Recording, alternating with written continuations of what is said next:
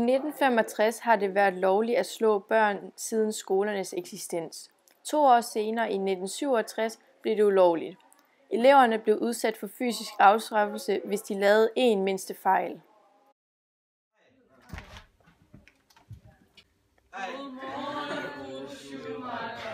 Godmorgen alle sammen, så må I gerne sætte jer ned. Okay. Alle sammen, hvad er det her for et land? Ja, Nikolaj. Mexico. Sæt dig ned. Hænderne frem på bordet. Selvom vold i skolen blev ulovligt, brugte man stadig denne metode hjemme i hjemmet.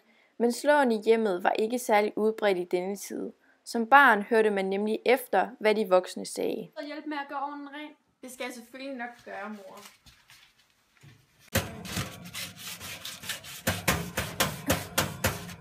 Efter ungdomsoprøret, som skete i 1968, blev den nye generation til en generation, som endte med egentlig ikke at lære så forfærdeligt meget.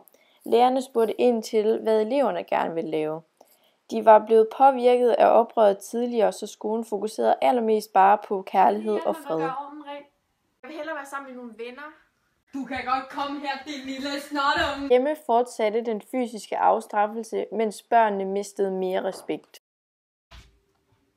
1985 til 1995 har læreren sværere ved at få opmærksomhed og koncentration iblandt eleverne. What do you guys think about it? None of us.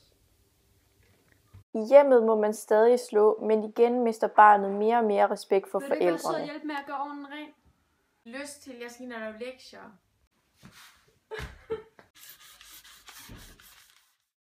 I skolen har eleverne mistet så meget respekt, at de ikke engang orker at klippe et ordentligt godmorgen ud af deres egen mund. Er I klar til at have historie?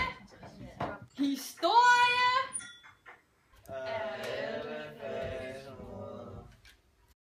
Hjemmet og forældrene begynder i stedet for opdragelse på den nye pædagogiske metode, inddragelse. Udover det bliver barnet forkælet. Jeg gør det ikke. Du kan godt komme her og hjælpe, du kan.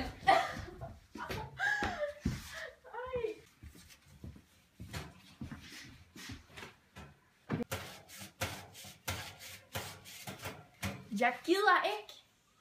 Du kan godt komme i gang.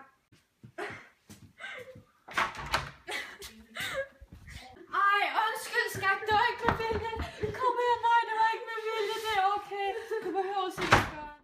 I skolen har det egentlig ikke ændret sig forfærdeligt meget siden 1995, andet end at de har mistet mere respekt for læreren og slet ikke engagerer sig. I dag skal vi have om start og slut, komma. Nej. Ja, hallo. Ja. I hjemmet er der blevet byttet om på rollerne, og forældrene får ikke hjælp fra børnenes side af mere. Vores stykke af ovnen, den sådan trænger til at blive gjort rent. Hvad snakker du om? Den er da mega ren. Kan du ikke gøre det? Kan du ikke se det? Den er jo meget beskidt. Jo, det burde jeg nok egentlig gøre. Puha, den var faktisk egentlig ret beskidt, det må jeg sige.